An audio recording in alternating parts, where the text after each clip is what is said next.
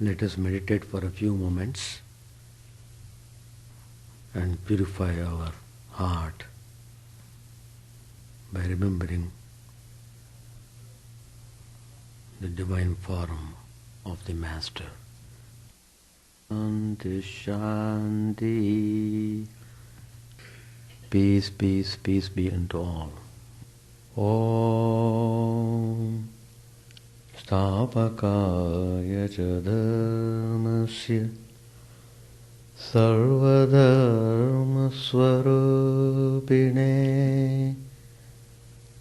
Stapakaya Chadharmasya Sarvadharma Swarupine Avatara Varishthaya Ramakrishna Te Namah. Asato ma sadgamaya tamaso ma jyotirgamaya mrityormamritangamaya. Om Shanti Shanti Shanti. Let us offer our salutations to Sri Ramakrishna, the Divine Master, embodiment of all religions. Let us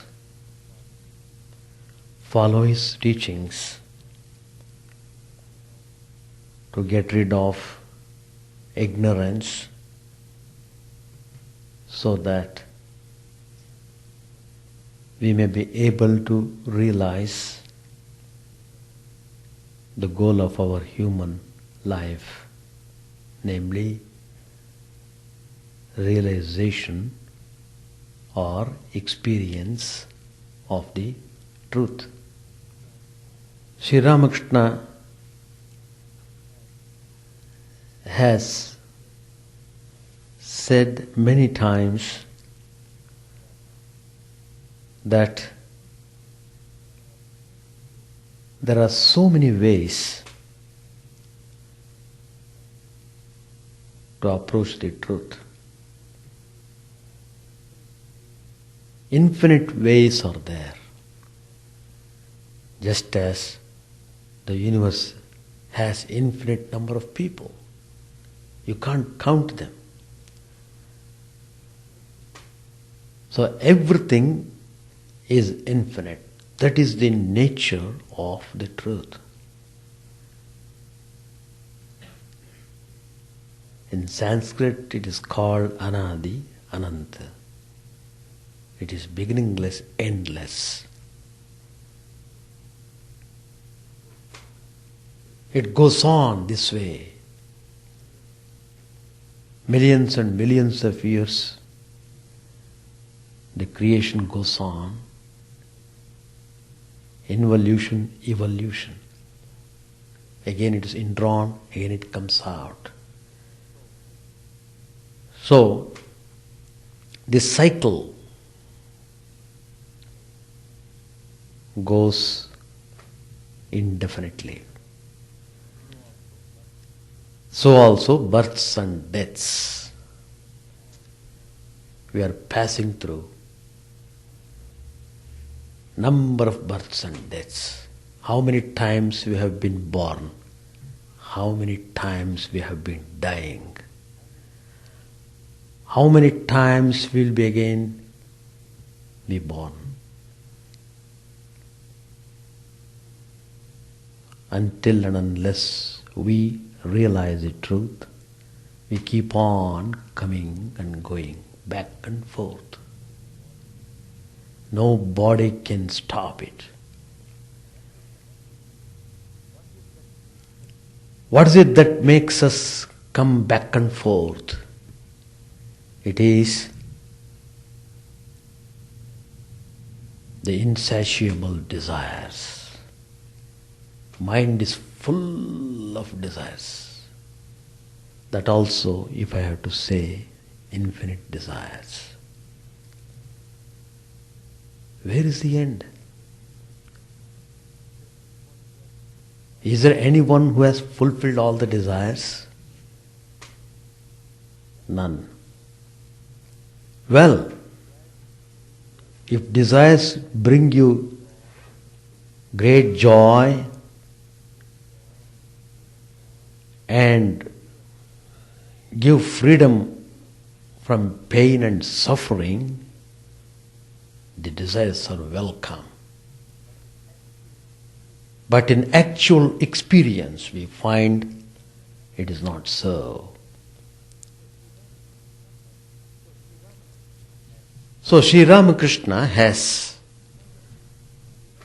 clearly given various instructions to be followed.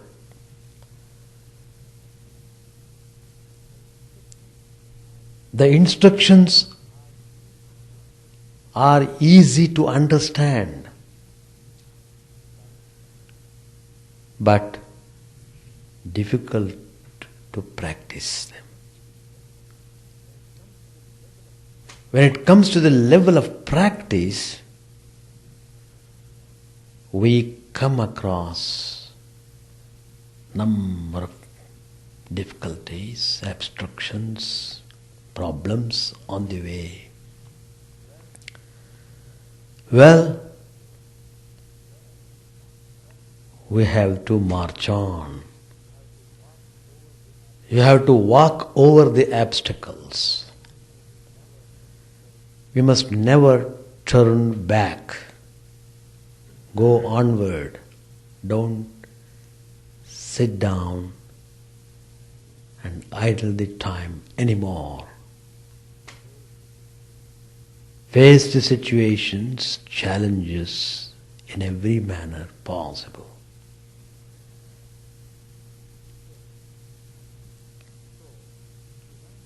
So, Sri Ramakrishna was telling to one of the disciples, practice unselfish love for God. Unselfish love. Never ask anything from God. Love for love's sake.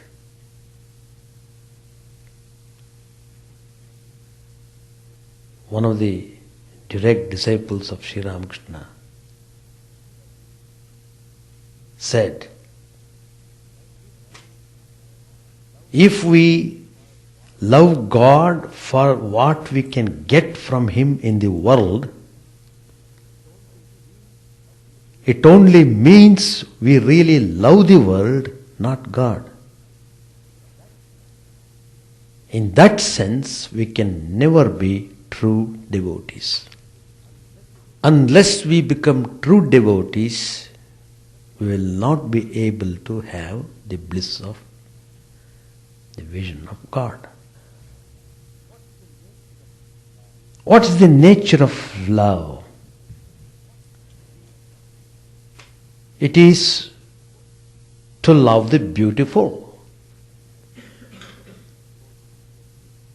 Suppose you see a beautiful person, immediately your heart goes out to love that person spontaneously. Then it is described in the scriptures, God is the most beautiful being in the whole universe. Whatever the beauty you are seeing in this world has all come from God Himself. So, it should not be difficult for you to love Him who is most beautiful. Now it seems to us easier to love the world than to love God. That's because of the ego. Ego. It binds our sight so that we can't perceive the beauty of God. So, it means that ego must be conquered.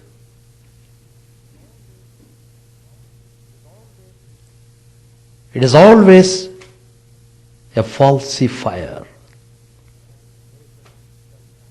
It places itself on the throne which belongs to God and tries to hide God.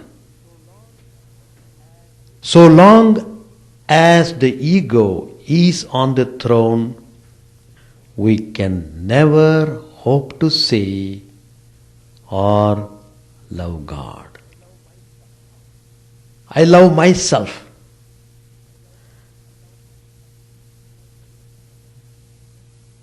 It comes to that point. I want to satisfy myself at whatever may be the price.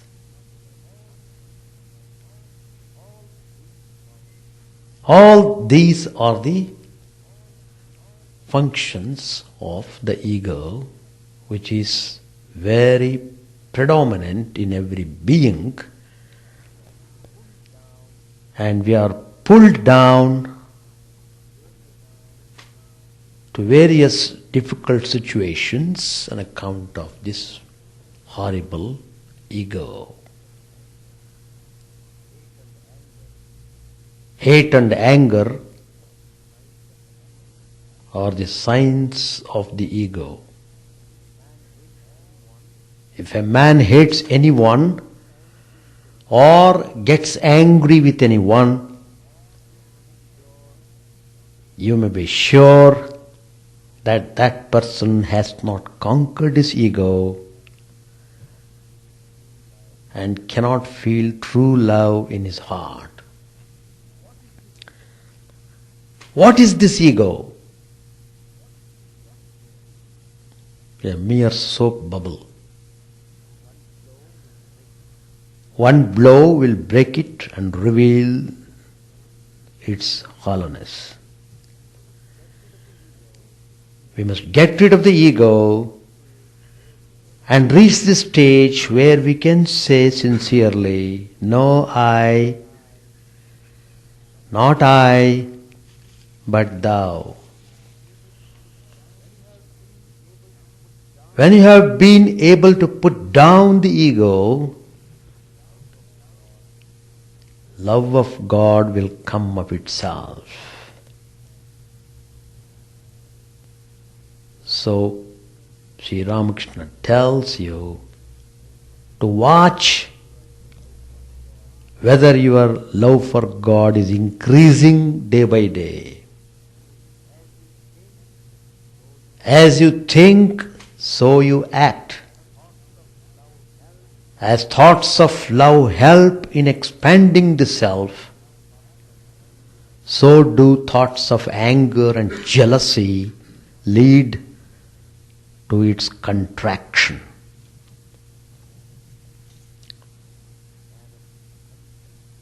A man of unselfish love for God, he says, O Lord, I don't seek salvation. I don't want fame, wealth. I don't want to be cured of any disease that might come to my body. None of these do I seek. I want only Thee and Thee alone. This is a significant teaching of Sri Ramakrishna. It teaches us how to pray. We don't know anything about spiritual life and devotions. So Sri Ramakrishna is leading literally by hand. Go this way, do this way. Come on. He encourages, he inspires us. But if you are abstinent and doesn't want to get up and walk, then be prepared to suffer. He said further, many people come to a rich man with various desires.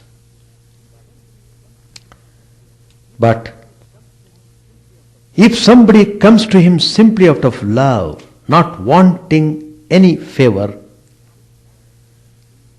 then the rich man feels spontaneously attracted to such a person.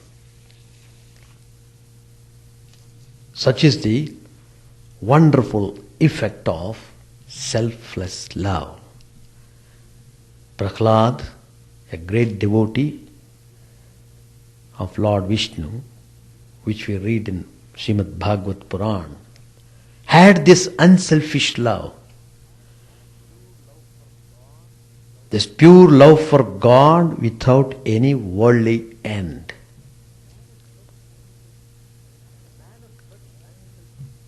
A man of such unselfish love for God rejoices in all that God's will brings to him. He feels happy in the little as in the big things of life. He runs not after greatness. He shrinks not from limelight. He only seeks to do the will divine. There are many instances. If we study the lives of holy people, wonderful lives of saints and sages are there all over the world.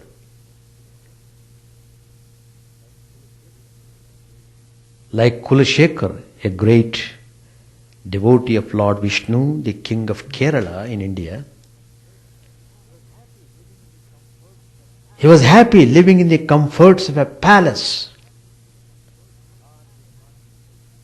His heart is not in the sense enjoyment, but he is entirely merged in the love of God. There is another famous saint, Kabir. He rejoices in the midst of the privations of a poor weaver's life, greeting dishonor and disgrace, suffering and starvation. He just didn't care for them. Come what may.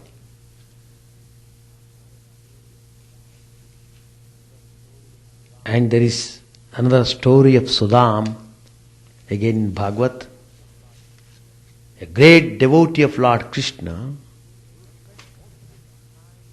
He would spend most of his time in devotions, meditation, prayers, doing japa. He had a wife and many children. They didn't have enough food for the whole family. That was the situation. A poor Brahmin, he couldn't get enough food to look after the whole family. But that poverty did not deviate him from his devotion to God. He would not desist from his prayers and devotions to God. Even though he was tutored by his own wife to ask Sri Krishna to help remove their poverty, Sudam went with that purpose to Dwaraka to meet Lord Krishna, but then he totally forgot to ask for removing the poverty in the home. It never occurred to him. When he saw Krishna, he was in total ecstasy. These are the examples of those practicing selfless love for God. They dwell in the kingdom where from every nook and corner, every leaf and flower cometh the mystic chant, Thy will be done. Thy will be done. Like birds, we have come to this earth plane from a distant shore. Our stay here is for a brief while. Let us therefore, without delay, make it radiant with loving service to those in need. Let us pray to all merciful God, O Lord, beloved of this aspiring heart, make me useful, make me loving, make me humble, make me pure, and make me a channel of Thy love in this world of suffering and pain. So, the main teaching which Sri Ramakrishna gave, which I read in my last class, is unselfish love of God we should cultivate. Unselfish love of God. The more you practice it, the more you become peaceful and joyful.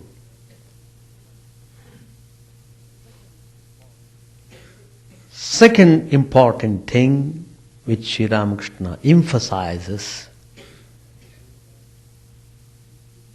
is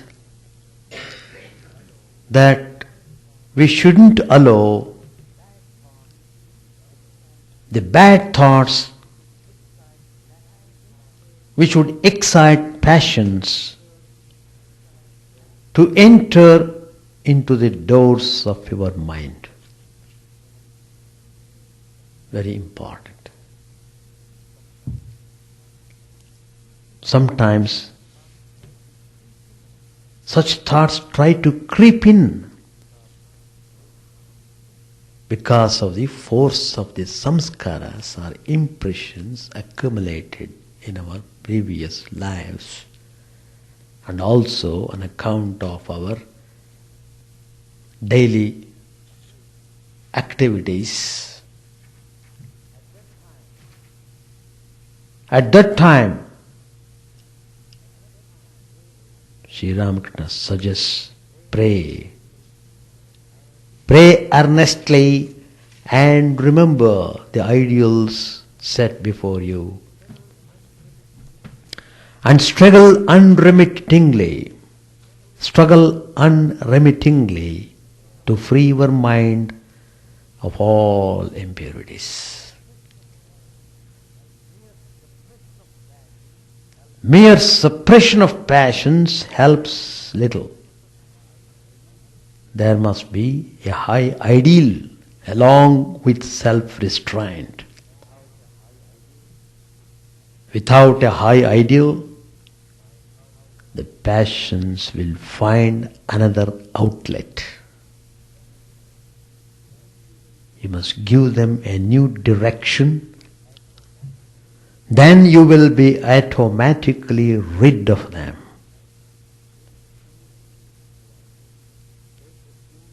Bhagavan says, take refuge in me and control the senses. As for example, lust. The Master explained, what is lust? It is the desire to get. Then desire to get him and strengthen this desire greatly. Turn everything towards God.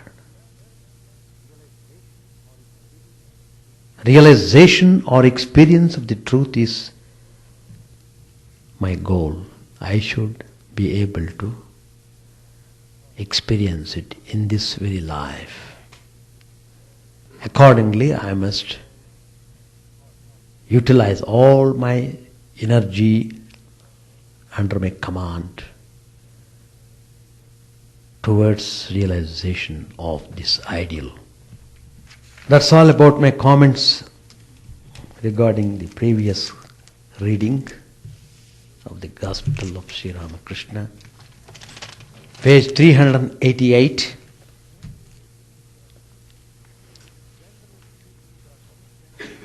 Generally speaking, there are two kinds of yoga, karma yoga and mano yoga.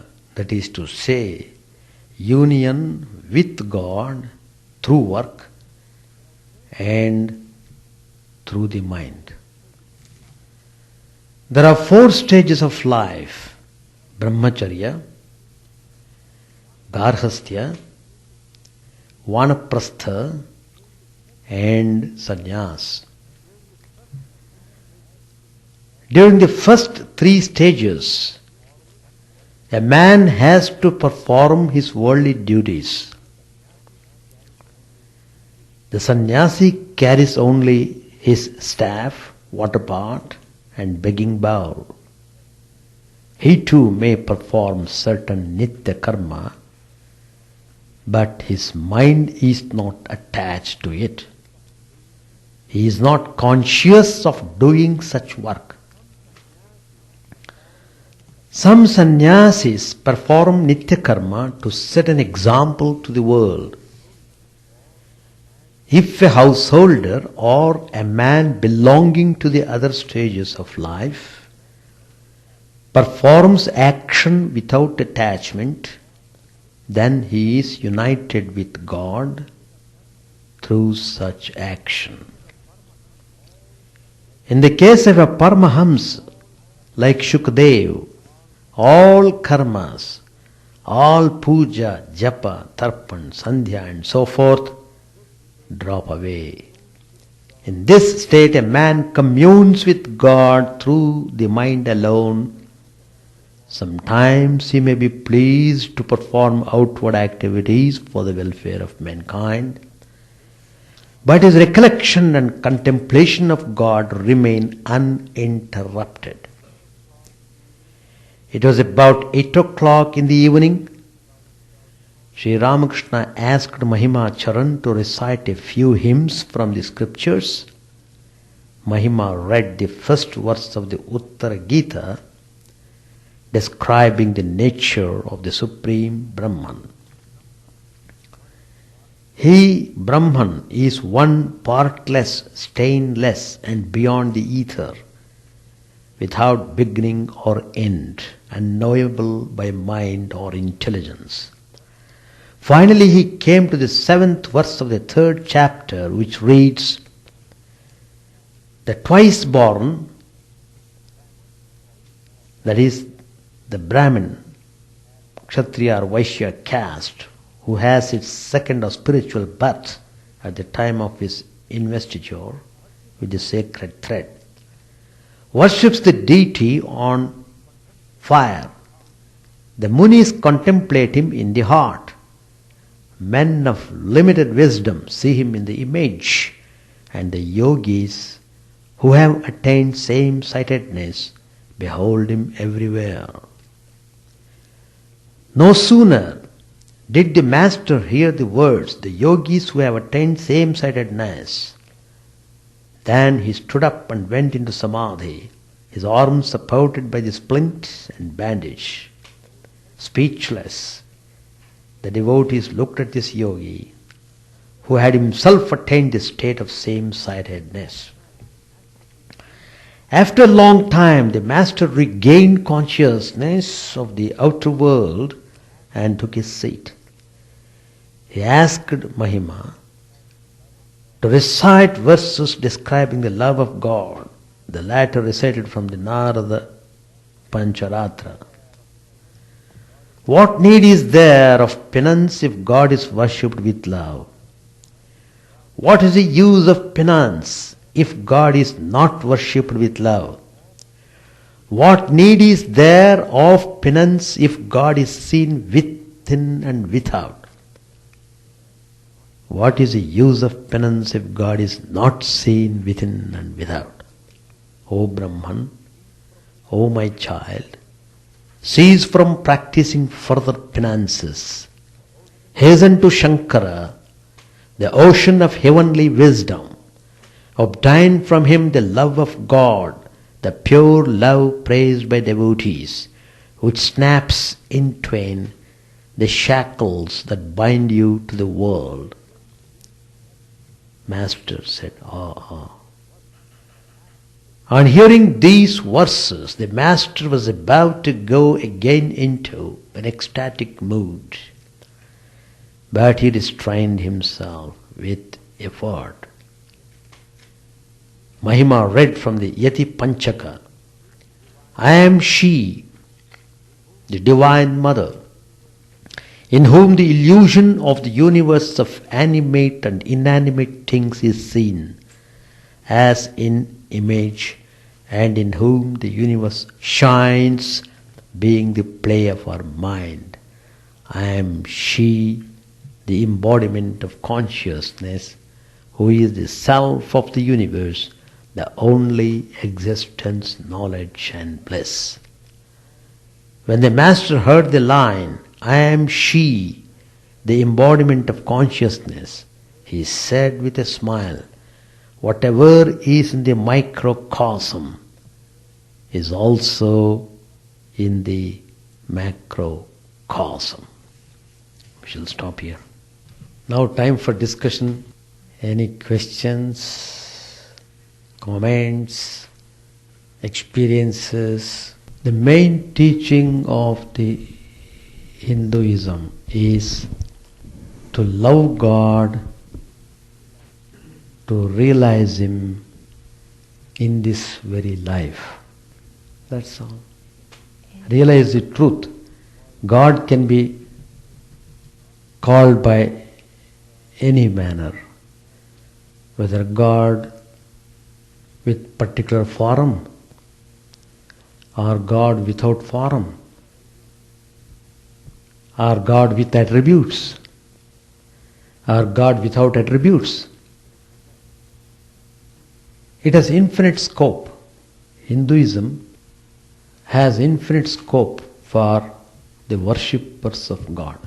You can approach God in any way you want to.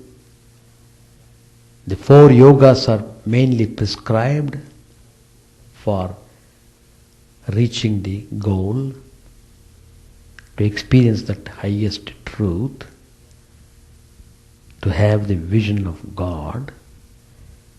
The 4 yogas are Jnana Yoga, the path of knowledge; Bhakti Yoga, the path of devotion; Karma Yoga, the path of action; Dhyana Yoga, the path of meditation.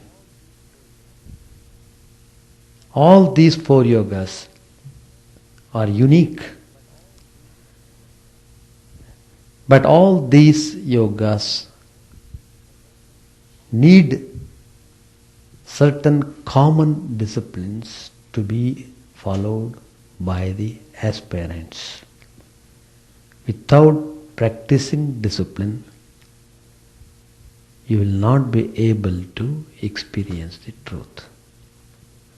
So, controlling of the senses, establishing your mastership over your mind, and doing the things consciously, not hurting anyone, not stealing anything, following all that is noble, cultivating good qualities, establishing yourself thoroughly as a perfect human being, then you become qualified to have the vision of the divine. Lord Krishna has given the list of qualities to be acquired by us practicing spirituality. Daivi Sampat, Ahimsa, non-violence, Satyam, be truthful, Akrodham, don't show temper, etc., etc. Each one is wonderful.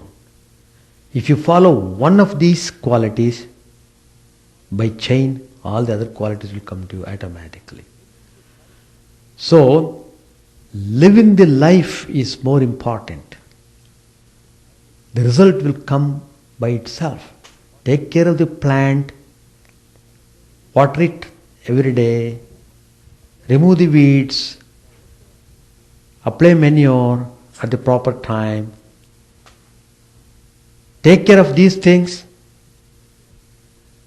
the plant will grow automatically in its own way, nicely it blossoms, flowers will come, fruits will come, then you will enjoy it. So the goal of human life is to realize God. And there are so many ways of approaching God.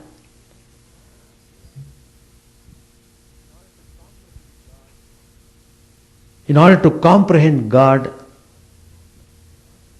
the Hindus ask us, you can worship sun itself as God. Surya Bhagavan, every day he lights. If one or 2 days we don't see sunlight, we become completely depressed. So living God is sun. Pray to Him, worship Him. That's what the Brahmins do, Gayatri Upasana. It is nothing but the worship of sun God. Every day morning they go to the rivers, early morning, before the sunrise. They take bath and stand in the middle of the water and repeat Gayatri Mantram and pray to Him. So, the 5 elements, Panchamahabhutas, Agni, Vayu, fire. Agni Deva, he is also God. Vayu, wind. It is by on account of the grace of the wind we are able to breathe. If the wind is not there, we will be nowhere. We are living on account of the Prana Shakti. That Prana Shakti is filled up by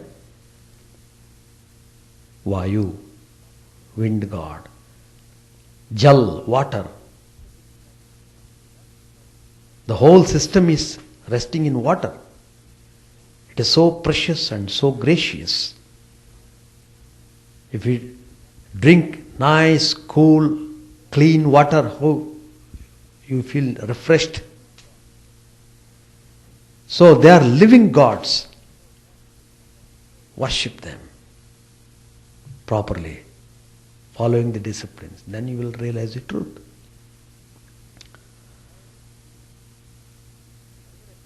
And another approach is that according to the Upanishads, see, there are so many stages in your experience,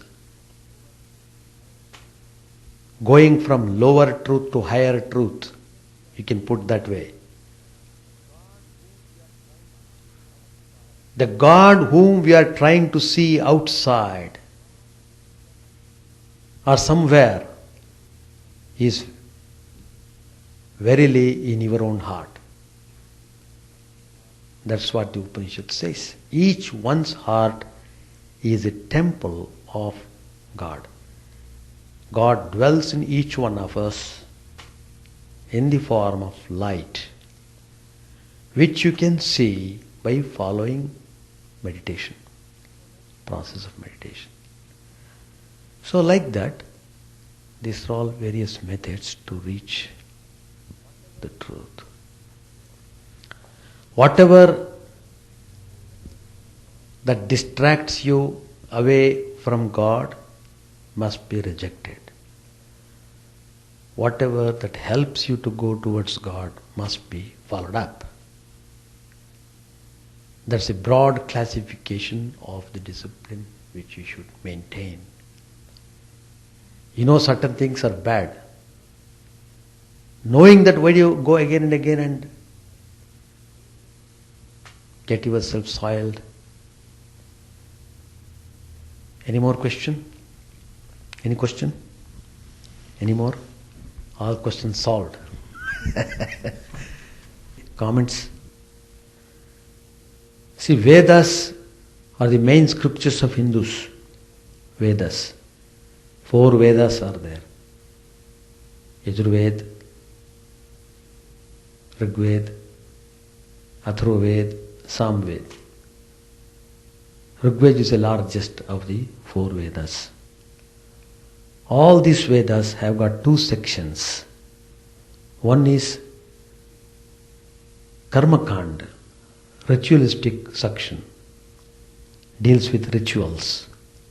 The second one, Jnanakanda, deals with knowledge. So Vedanta means the essence of Vedas that comes in the Jnanakanda.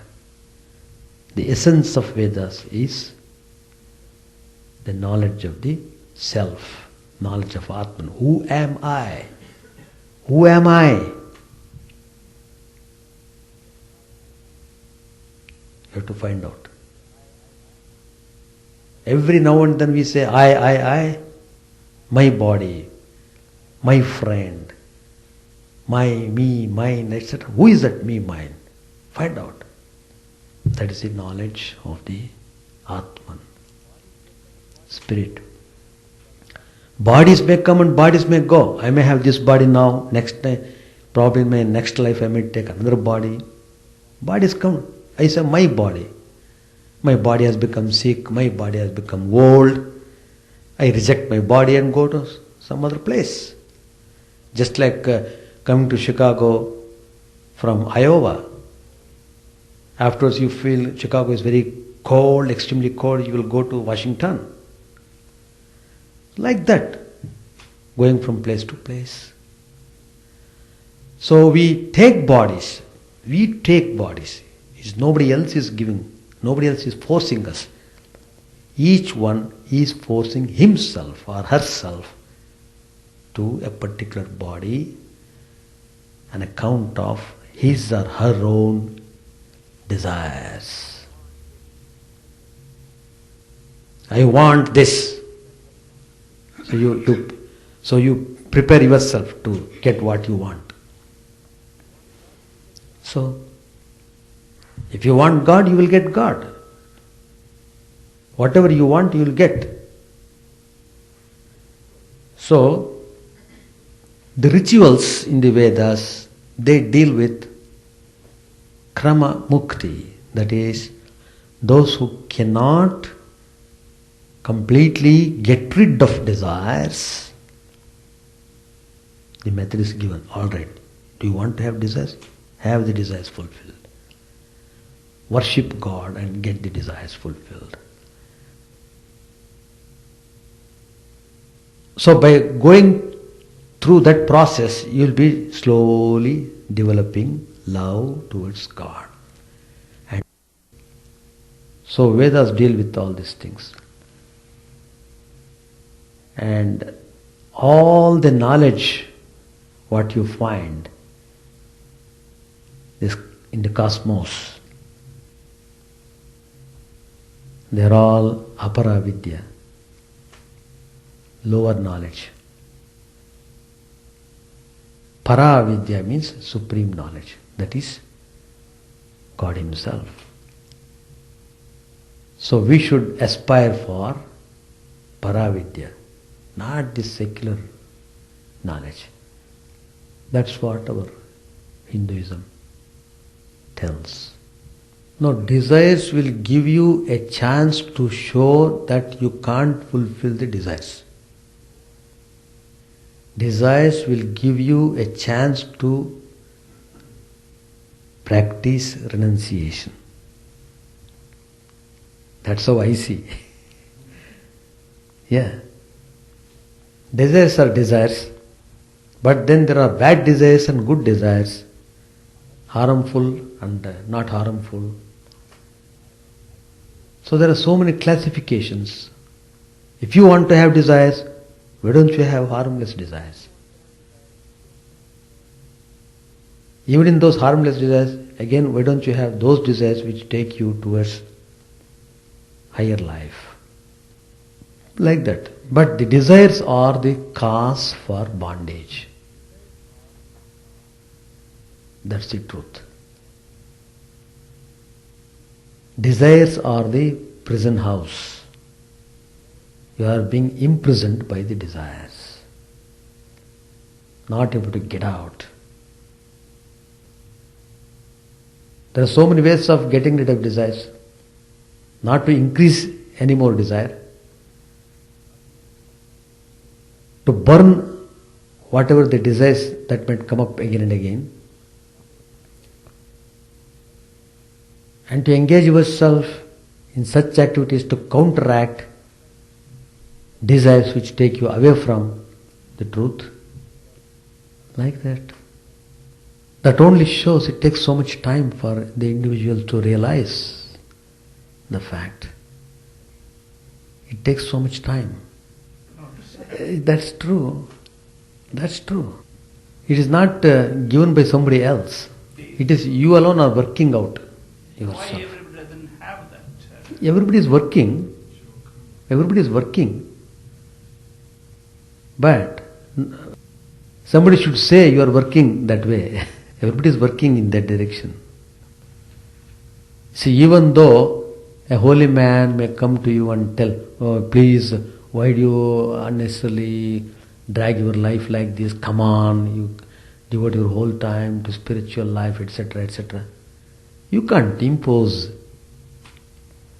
disciplines like that on a person who has got so much desire to enjoy the world. Oh, Swamiji, let me enjoy the world a few years more, then I will come and devote my whole time after retirement. Like that people talk. So, desires are the stumbling block. And how many people do really realize that desires are the stumbling block? They think, oh, I am very fine with the desires. They think like that. I am very fine. So as long as you think you are fine, good, go ahead. Only when you burn your hand, then only you will no more put your hand in the fire. But this parallel will be always there. Always. This classification will be always there. Too much worldly people, less worldly people, more worldly people, less spiritually inclined, more spiritually inclined. Even among the people who are spiritually inclined, how do really some people realize God? It takes a lot of time. It is not easy to conquer your own mind. Uddhared atmanatmanam natmanam avasadayet. You have to raise your own mind by yourself. Everything is in the mind. In one sentence, if you have to say, if you have conquered your mind, you have conquered everything. Keep the mind clean. This moment you will see God. Any more question? Very good. The way is, life is like that. Take it easily. If you come to God, you don't lose anything.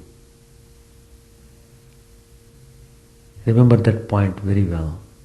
If you go away from God, you lose everything. If you come to God, you get everything. That's the beauty. So, turn your mind to God, practice devotion in your humble way, repeat divine name of God, and practice purity in thought, word and deed. Try to maintain purity. That's all. It's very simple. Alright, we shall conclude. Chant the name of the Lord and His glory unceasingly, that the mirror of the heart may be wiped clean and quenched that mighty forest fire, worldly lust raging furiously within. O name, stream down in moonlight on the lotus heart, opening its cup to knowledge of thyself. O self, drowned deep in the waves of His bliss, tasting His nectar at every step, bathing in His name, that bath for weary souls. Various are thy names, O Lord, in each and every name thy power resides. No times are set, no rites are needful for chanting of thy name. So vast is thy mercy, how huge then is my assuredness, who find in this empty life and heart no devotion to thy name. O my mind, be humbler than a blade of grass, be patient and forbearing like a tree, take no honor to thyself, give honor to all, chant unceasingly the name of the Lord.